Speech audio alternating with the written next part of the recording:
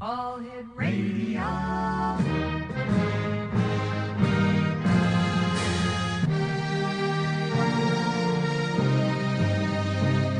Welcome to the X Zone, a place where fact is fiction and fiction is reality. Now, here's your host, Rob McConnell.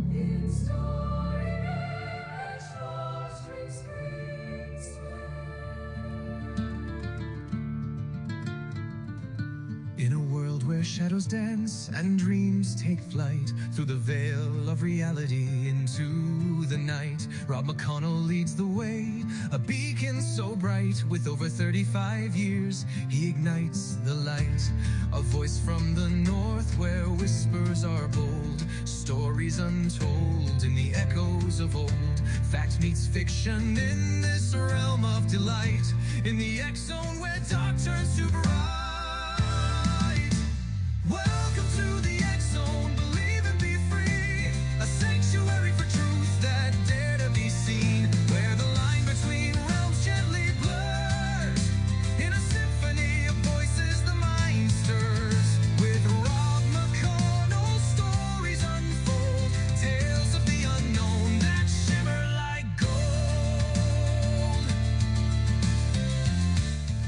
And good evening, one and all, and welcome back to the X Zone. I am Rob McConnell, and for the next couple of hours, I am your host and your guide as together we will cross the time-space continuum to this place that I call the X Zone. It's a place where people dare to believe and dare to be heard. It's a place where fact is fiction and fiction is reality.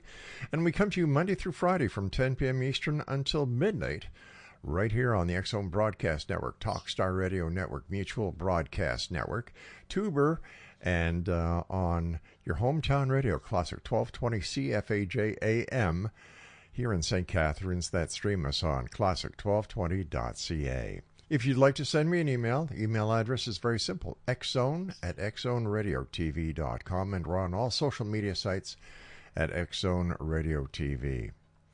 Tonight on the X Zone, we explore the mysteries of magic, mysticism, and Western esoteric tradition with one of the most respected, engaging, and influential teachers. My guest is Lon Milo DuQuette, author, lecturer, musician, magician, and one of the most recognizable modern interpreters of Thelema and ceremonial magic. For decades, Lon has helped demystify and humanize the occult sciences, making complex systems accessible, meaningful, and even humorous for students around the world. His books are considered essential reading in esoteric circles. His teaching has shaped generations of practitioners, and his work continues to bridge the ancient and the modern with wisdom and clarity. Tonight, he joins us to discuss Thelema, Aleister Crowley, the nature of magic, the spiritual journey, and the deeper truths behind symbols and rituals that have fascinated us for centuries upon centuries. Please welcome to the X Zone, the incomparable Lon Milo DuQuette, whose website is www.lonmiloduquette.net. And Lon, welcome back to the X Zone. Always great seeing you, my friend. Thank you very much. It's always a pleasure. So, what have you been up to since you and I last chatted? I think it was last year? Yes, quite a bit. It doesn't feel like it, but when I start to itemize it, I guess I've been up to a lot.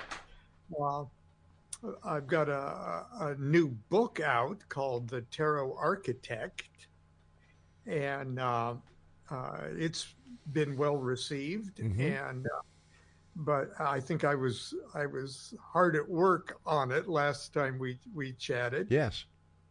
And it's a book that helps you create your own tarot deck, and in doing so, create the universe. Yeah. And I'm going to do a 3-day workshop on it in Joshua Tree, California, which is one of the most mystical places on earth. That'll be in March of next year, but I'm gearing up for that. And I've been working on screenplay, actually multiple screenplays for at least a possible series. I'll believe it when I see it, called Young Aleister Crowley. Mm.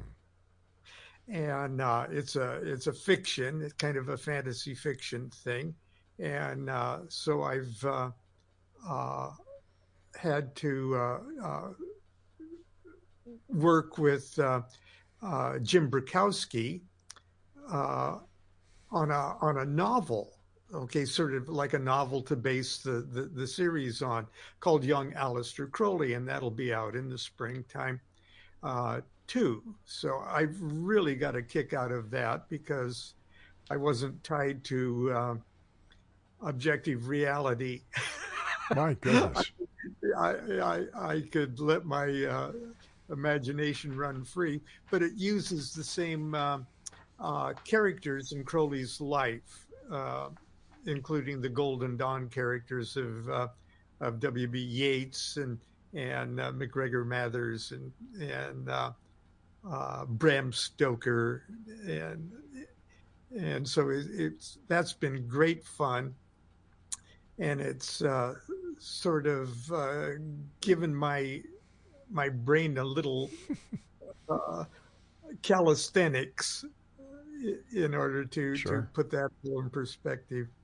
So I've done that, and my tarot deck, Tarot Ceremonial Magick, has just gone into the fourth printing, and so that's timely because it goes with the book, The Tarot Architect. So, well, congratulations on all that, Lon. Lon, for the audience new to your work, how did you first journey into the esoteric and the occult sciences? When did that first begin?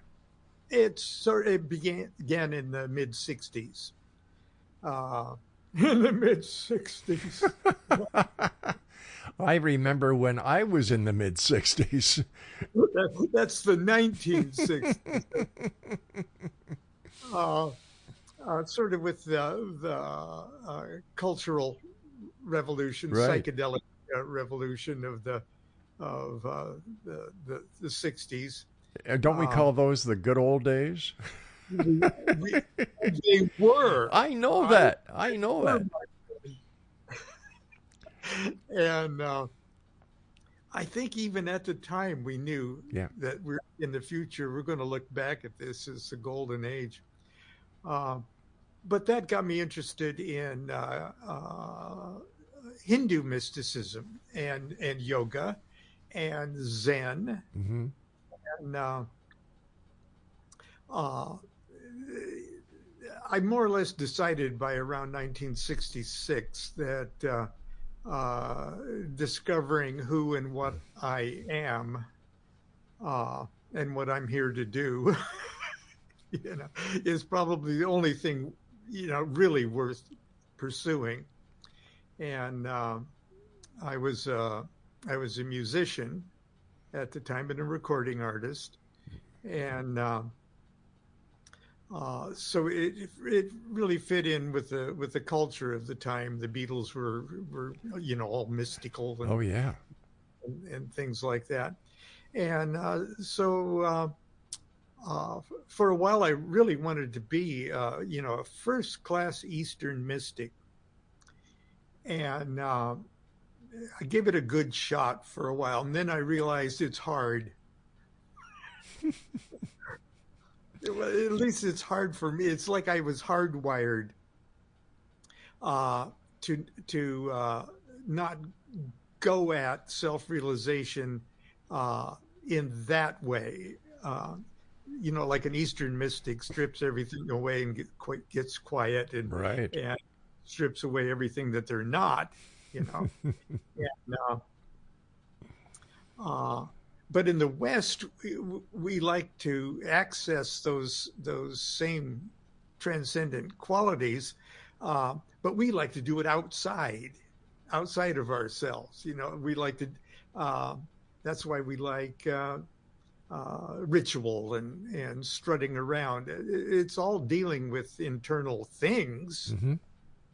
but it's doing it in an outward way. So I was sort of trying to look around for the Western equivalent to the Tao Te Ching, the famous mystical text that was impressed me so much. I was trying to find something comparable in the West that I could play Western software on my Western hardware, and more or less stumbled on the like esoteric Freemasonry and Rosicrucianism. And I said, well, there was a whole Western tradition that kind of tried to go at it that way. And that eventually brought me in contact with the Kabbalah. And this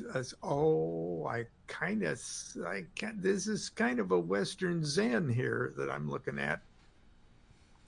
And the Kabbalah got me into initiatory formula, and eventually Aleister Crowley, who just freaked me out at first. I heard such horrible things, and I was a heretic, but I didn't want to have anything to do with what they said Crowley was, but eventually I met people that actually lived and worked with Crowley, who were still alive, Israel Regardians. And they showed me pretty much how silly that was, and that he may have been a wild and crazy and flawed individual, but the part of it, yeah. And so that got me into it. And my introduction to tarot, which has dominated a great deal of my, if you want to call this a career, was through BOTA, the Builders of the Adytum. And they had a correspondence course where you learned the tarot by literally one by one, all 78 cards, coloring them in and working on them for at least a few hours apiece, so that you got sort of subconsciously programmed with the essence, because every tarot card has specific color spectrum that's involved with it, and the imagery and such. And I realized that in doing something like that, you were programming yourself with these fundamental forces of nature. Lon, we have to take our break here. Please stand by. Really great seeing you, my friend, and thank you very much for taking time out of, I know you're a very busy man, to join us here on the X Zone tonight. X Zone Nation, my guest is our good friend Lon Milo DuQuette. His website is very simple. It's a great site. Go visit it. Not now, after the show tonight. LonMiloDuQuette.net. This is the X Zone. I'm Rob McConnell. We're coming to you from our broadcast center and studios in St. Catharines, Ontario, Canada. Whatever you do, don't go away. Lon and I will return after this very short break.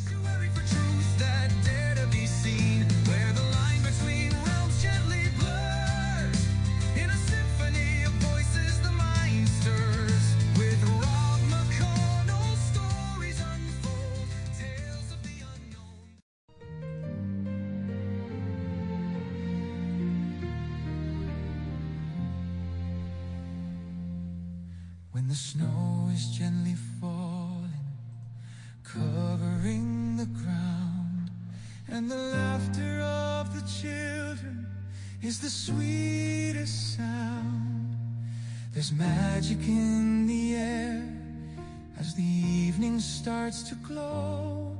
With our hearts wide open, it's the time we let love show. We gather round the fireplace, sharing tales of old, of Christmases remembered, of warmth against the cold. It's a season of togetherness with hope that won't depart. that will fill every heart.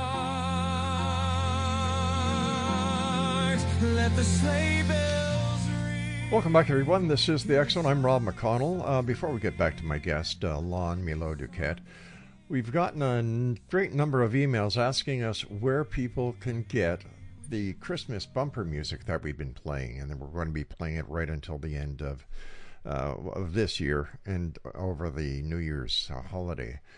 Well, this is all the music that you're listening to that is Christmas. I wrote, I produced, and I also orchestrated with a group of studio musicians and singers that I put together called Rob McConnell Orchestra and Singers. And what we do is we try to revive Christmas. We've tried our very best to give that Christmas spirit back to each and every one of you. The album has 12 tracks.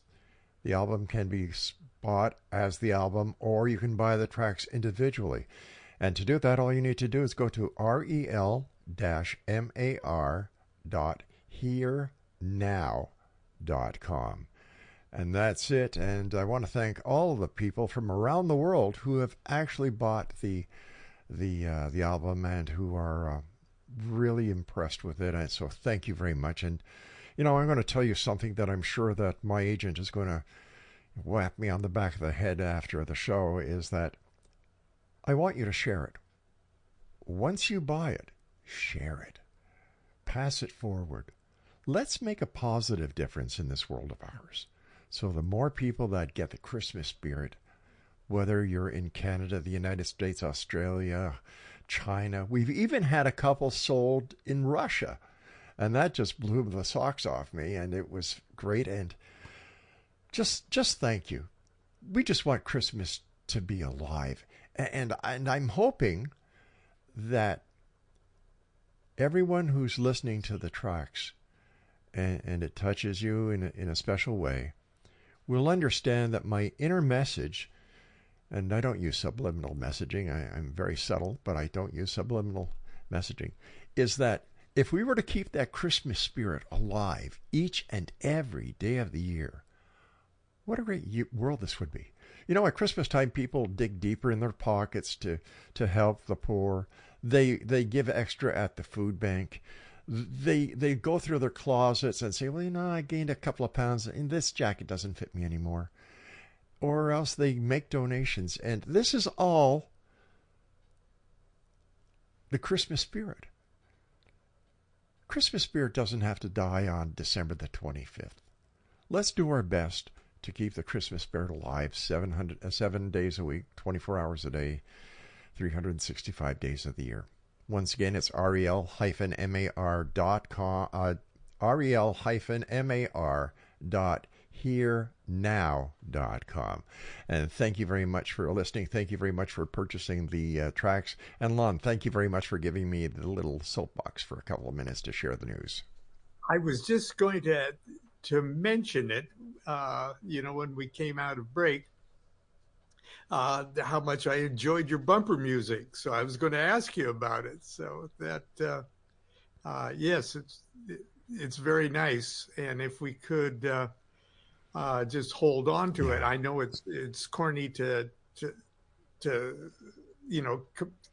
compare that with the story of A Christmas Carol, Mm-hmm. Dickens' story.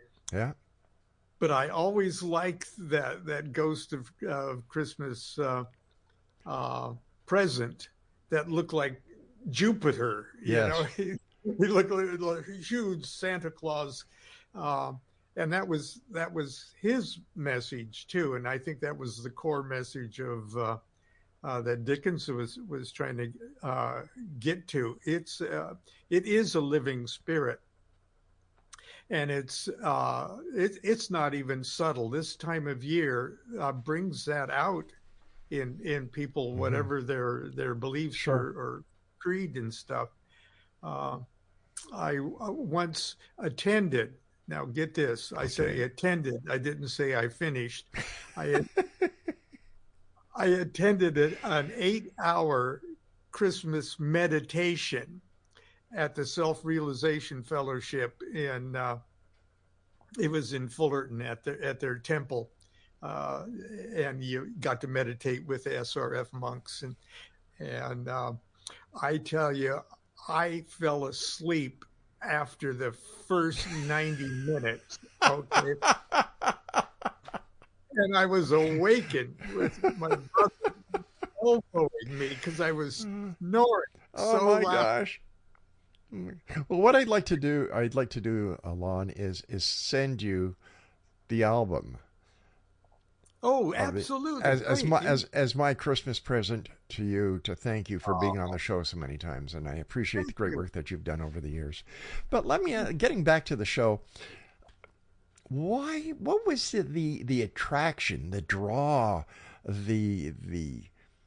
that made everybody so interested in Eastern mysticism? I think that timing was right. Okay. I can't blame it on the symptoms. The symptoms are like, the Beatles embracing Eastern mysticism, or the pop cultures, Donovan and Cat Stevens, and those were just symptoms. They were symptoms of something that was universally happening, and it was happening all over the world. And Crowley talks about this age of Horus, a new aeon. Okay. And all a new aeon is simply when enough individual monads of consciousness, people, when enough of them all of a sudden get on board on a more accurate view of existence. And Crowley tries to show how this happens in cultures around the world, by sort of going back in history to a time when humanity really didn't put two and two together, that the sun wasn't born in the morning and died at night. Okay. Right. We didn't put that together, and everybody was more or less on board with that. And when you see the religions and philosophies of that period, they're still dealing with the fact that God gets born and God dies. God, And so not only that, but it may have been even so long ago we didn't have a 9-month attention span, and we just more or less thought babies came out of woman. They just popped out periodically, and so it's like there was a god, a dying god that everybody was on board with. And that life came spontaneously from the earth and spontaneously from women. Is it possible that is where the concept of, with the sun being born in the morning and dying at night, or God being born and, dying at night, could that have been the origin of the concept of reincarnation? Oh God, yeah, absolutely, and the concept of heaven and hell, right? Where and that would be like the Osirian formula. Okay, it's not a bad formula, and it's true as far as it goes. But once we more or less were aware of, and that it sank in to enough people that the earth is spinning and the sun is stationary. Okay, that is an example of a universal improvement in human consciousness of of reality. And that would mean like an aeon shift. Okay. Now, magic formula, religious formula, then gets new and improved and tweaked a little bit. And now that we know that the Earth and our solar system is just a tiny little quadrant of a greater universe, and not only that there is a microscopic universe too. Once all of that started to sink in around the turn of the 20th century, enough of these monads of consciousness, okay, are comfortable with that new reality, everything else starts to change. And all of a sudden, oh, I see what the ancient Vedas were trying to say about creation and stuff. Oh, that's what all of this stuff was about. And I can find out more about the outside by looking inside. Okay. And so that happened. That was triggered anyway. The opening act of that was triggered right about the turn of the 20th century. I hate to do this, but I've got to take my break. My producer is telling me, so please stand by, my friend. Again, thanks very much for joining us, Lon. Exo Nation, don't forget, after the show, not now, guys, visit Lon's website, lonmiloduquette.net. This is the Exo, I'm Rob McConnell. We're coming to you from our broadcast center and studios in beautiful St. Catharines, Ontario, Canada, on the shores of Lake Ontario. We're about 15 minutes from the Rainbow Bridge in Niagara Falls that crosses into the state of New York and Niagara Falls, New York. And don't forget, we have the Festival of Lights down here in Niagara. If you're looking for something to do, if you're looking for something to blow the mind of your children who just get so mesmerized by Christmas, visit our website. We'll tell you more about it. Don't go away. With our hearts wide open, it's the time we let love show. We gather round the fireplace, sharing tales of old, of Christmases remembered.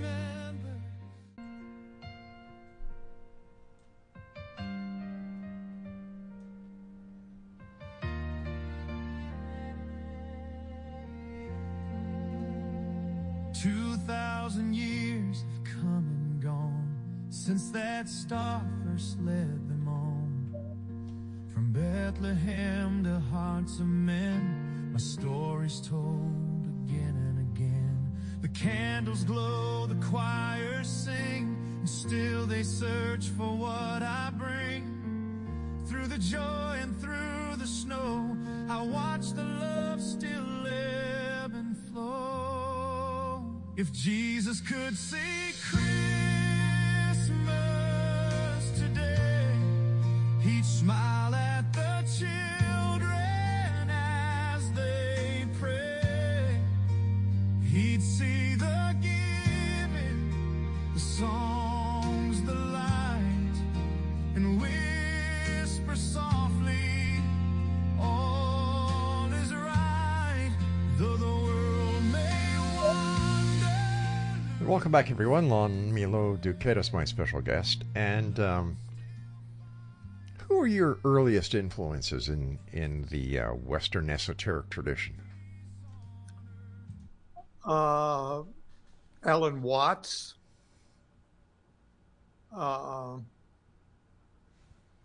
Timothy Leary, actually. Yeah?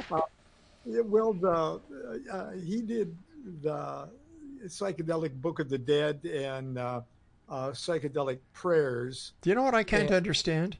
Everybody thinks that ayahuasca is the greatest way to connect with your spirituality. I think Timothy Leary had a better idea. because I haven't heard of people getting ultra sick, with LSD, where ayahuasca, it's dangerous. Well, I don't know. I've never tried it. Yeah. I've been, I guess I've been on the natch now for quite a few years. But it was a very important phase of my period of my life. Mm-hmm. I was sort of a, very materialistically oriented, unsophisticated kid from Nebraska, and I needed heavy guns. I needed heavy artillery to snap me out of, my dullness. Well, you do have the right to bear arms. Yeah. Well, I needed it, and I needed it bad for quite a few years. Yeah,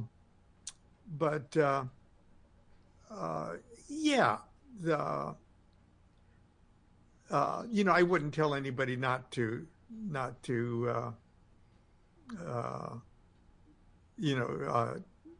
take it or anything like that. It certainly helped me, and it was during the very, very early years where it was clinically great stuff. Yeah. Okay. It was really good stuff, and I never took it recreationally. I always set it up like this is going to be a major meditational event, and I always followed the setting procedures. So you did it very responsibly. Well, I like to think so, and but I was a musician at a time, and so musicians are kind of wild and crazy, mavericks, yeah. So I just fell naturally into it, and it really helped with songwriting, in so much as I never wanted to waste the opportunity to say something or to express something. It wasn't just a job. It was. I felt like it was art, and I was an artist, and the only reason I was doing it was to add more color to your palette. Yeah, exactly. Very colorful, as a matter of fact. And that's where I first saw Aleister Crowley. I first saw him on the cover of the Beatles' Sgt. Pepper's Lonely Hearts Club Band. Now, for all you young people out there who are saying, who? We're talking about the Beatles, the gurus of music, the masters of artistic musical paintings. Yeah, you've got that. In fact, Paul McCartney, who played in Hamilton 2 nights ago, to a standing ovation, he played his longest musical set that he's ever played on tour. And it was a great show. And it's available on YouTube, X-Zone Nation, if you'd like to watch the entire show. You know what? Musicians over the years have been the messengers of what is to come. They've also been the messengers of art, the messengers of sorrow, the messengers of happiness, but truly, truly, the messengers of love. I don't think there's anyone listening tonight who does not have that one song that when they hear it, they remember the person that they were with, the feelings that they had. What's that, Craig? Oh, he was just telling me that his love song was Another One Bites the Dust. Yeah, well, Craig, that's you, buddy. Not everybody's like you. Another One Bites the Dust. See what I've got to put up with, Lon? Well, yeah. To each his own. Yes, exactly. Lon, magic. How does real magic differ from the pop culture version of magic? Just by degree, because everything is magic.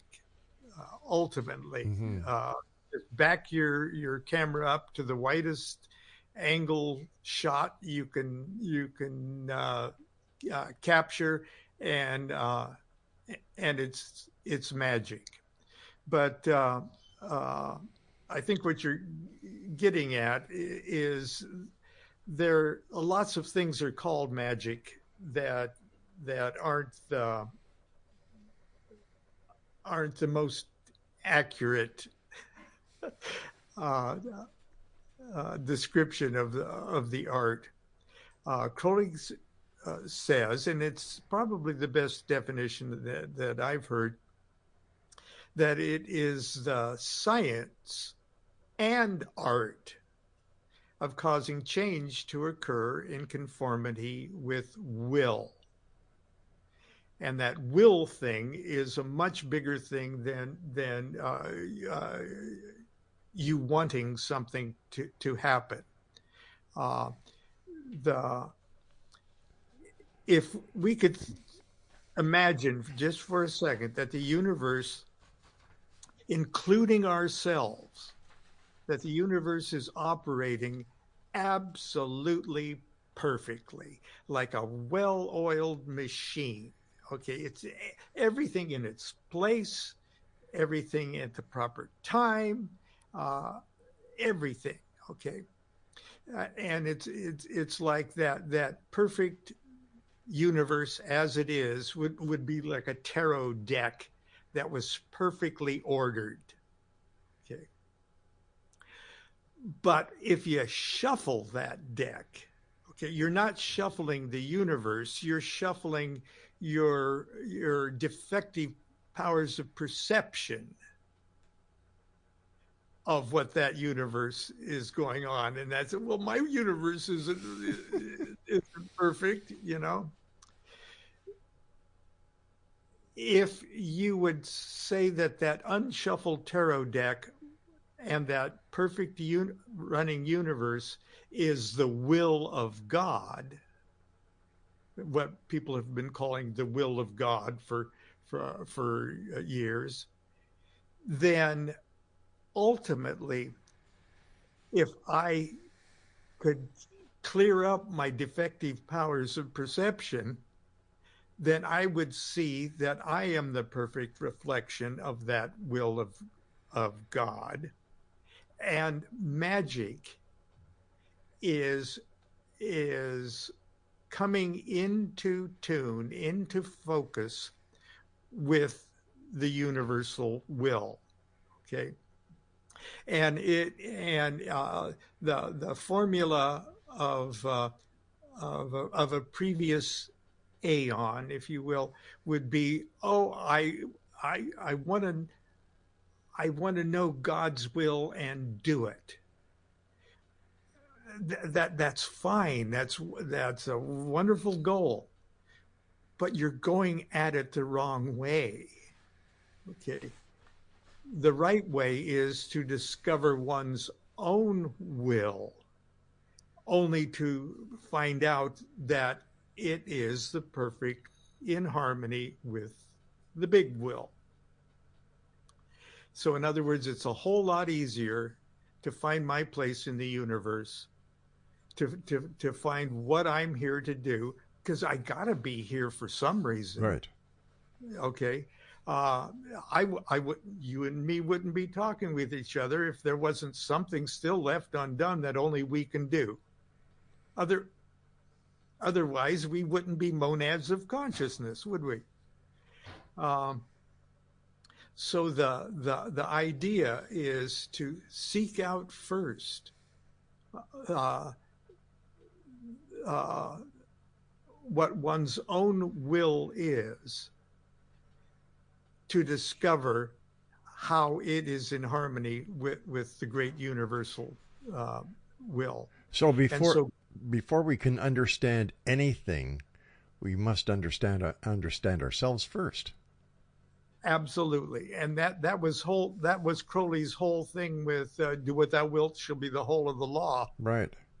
It's not do whatever you want. No. Okay. It's well, what's your will? Why the heck are you here? Right. Find out what that is. And even from a kind of a psychological or sociological point of view, once you see somebody who's actually doing their will in their life, it's not a chore for them. And it's easier to first notice it happening in artists. And artists and musicians are usually the canary in the coal mine of a change in universal consciousness. Did you ever hear the 60s band called the Fugs? Oh God, yeah. And I've got to take a break here, but I remember them. Yeah. Now you're bringing back old memories, my friend. Yeah, I love it. Lon, don't go away. X-Zone Nation, don't you go away. I'm Rob McConnell. This is the X-Zone, a place where people dare to believe and dare to be heard. And I just want to thank each and every one of you. This is our 38th year broadcasting, and we could not do this every day, every week, every year for the past 38 years without you, each and every one of you out there, as well as our guests, just like Lon Milo DuQuette. It's this combination that makes this X-Zone work. We'll be back on the way. He'd see the giving, the songs, the light, and whisper softly.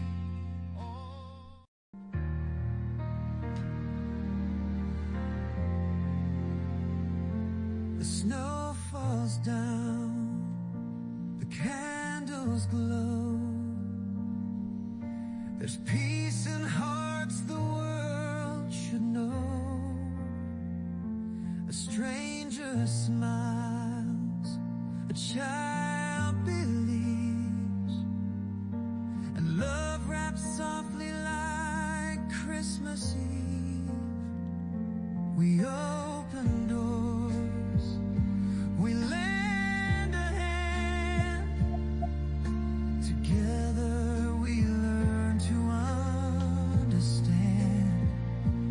Old friends call and bridges mend, for Christmas turns our hearts again.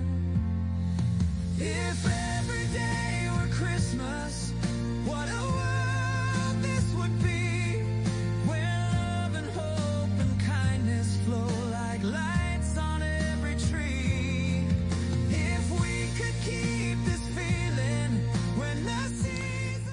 Welcome back, everyone. Lon Milo DuQuette is our very special guest. His website is www.lonmiloduquette. All right, let's talk about the good old days, where good vibrations were the order of the day, where the hippies had the right idea, but they were really ahead of their time. They where have all the flowers gone? Great songs, great sentiment, made a lot of sense to a lot of people, and they were very hard times. We had a lot of political unrest. We were in Vietnam. People were. It was messy. But in my opinion, Lon, it was the flower power that kept everything together. And go ahead with the Thugs. I haven't heard about them in years. Well, they started out as the Village Thugs, Greenwich Village Thugs, and they were sort of at the transition point between beatniks and hippies. Okay, because they were sort of Allen Ginsberg Beat Generation kind of village dwellers. But they were also kind of mentored by a guy named Harry Smith. and Harry Smith was a very eccentric animator and a poet in his own right. He spoke at Allen Ginsberg's funeral with a lampshade on his head. And Harry Smith, believe it or not, was a fan. I don't know if he ever met Aleister Crowley, because Smith was in New York City, and Crowley, years after Crowley left New York City. But he was a Thelemite, okay? And before it was cool to be a Thelemite, okay? And a Thelemite is what you'd call a Crowley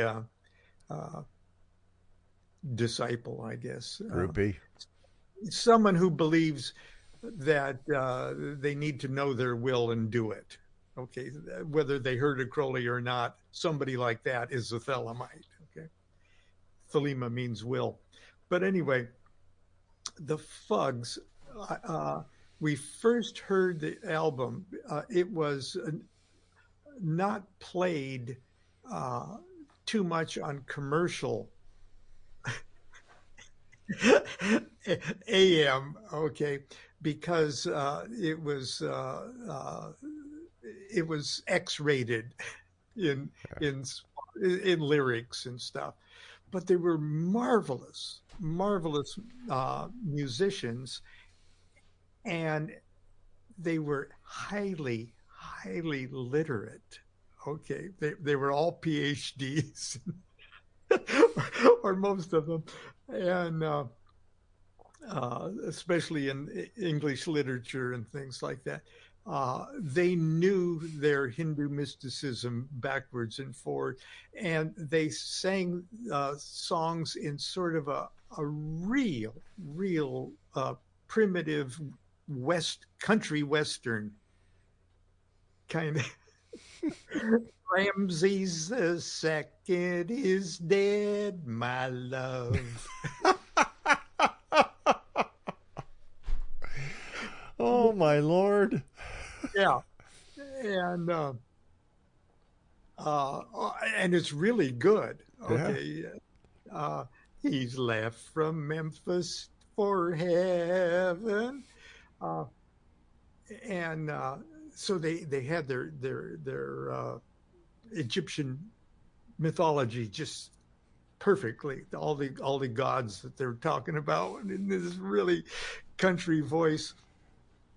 But there was one song, and this is what got me going on the Fugs. There's one song that has a line in it that says, when the mode of the music changes, the walls of the city shake. Now, I believe that's a quote from Plato. But they repeated that as a mantra, because right at the time that they were doing that, they probably recorded that in 1964 or 65, right around then, when the mode of the music was changing, and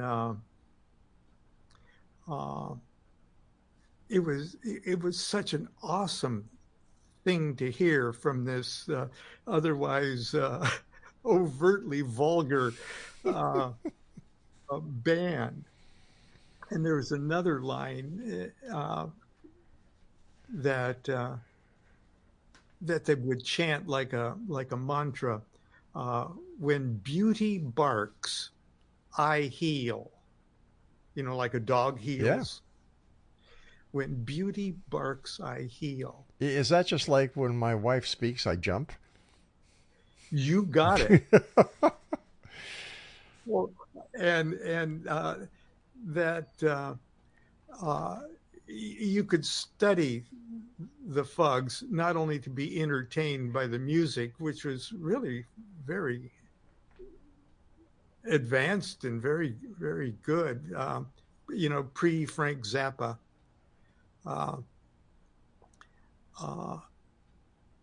But it's almost like scripture. And it was one of the earliest examples of, without having to go into the literature of Aleister Crowley, stuff like that, which I'm sure they did, because you see all sorts of Crowley quotes within their text. But it was just one of many great spiritual literature things that they were quoting. You could see how the mode of the music was changing, and that the walls of the city were starting to shake, just like I believe it was Plato. It's either Plato or Aristotle said that. Yeah, it would make sense being Plato because of, if I'm not mistaken, he was the only person that ever talked about Atlantis. Yeah. Yeah. So that would certainly play into Plato's philosophies. You have a remarkable talent for making complex esoteric ideas easy to understand. And I would imagine that's one of the many reasons why you're so highly respected and loved by so many. Is that intentional or just your natural teaching method? That's who you are. Believe me, nothing's intentional when it comes.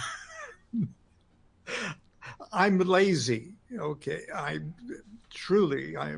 lazy, and if my teachings turn out to be easier to understand or easier to digest, it's because I'm explaining things to myself in the simplest way I can. That's a great way to teach. Well, it's turned out that way. I didn't even think of myself as a teacher per se. We had a lodge of OTO in Costa Mesa, California.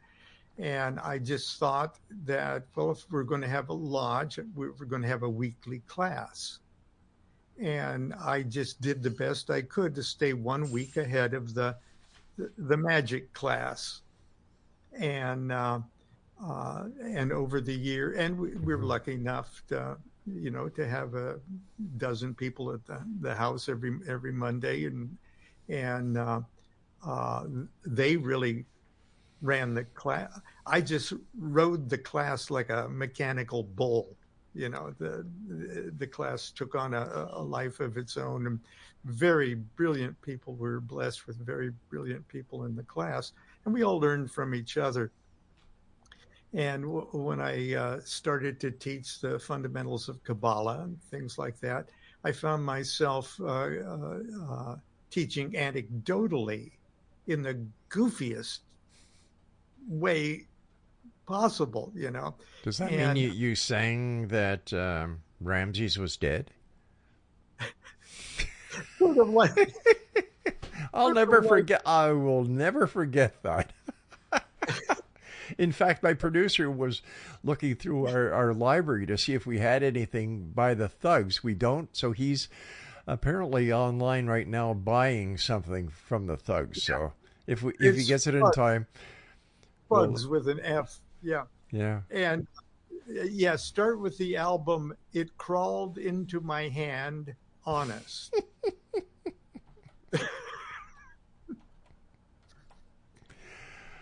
I'm not going to touch that one. No way.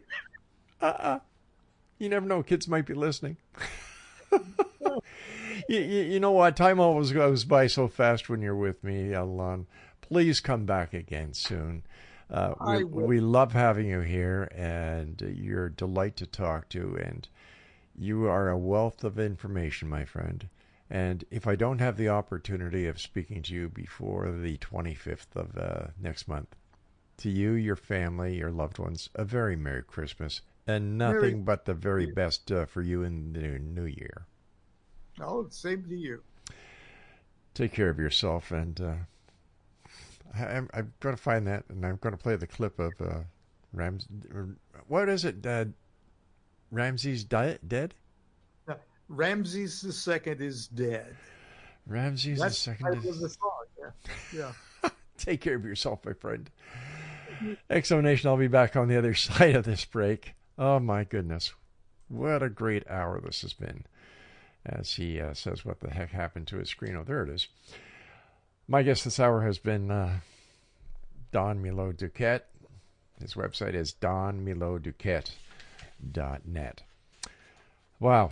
I'll be back on the other side of this break as the X Zone continues investigating the world of the paranormal, the science of parapsychology. Now we're into Egyptology.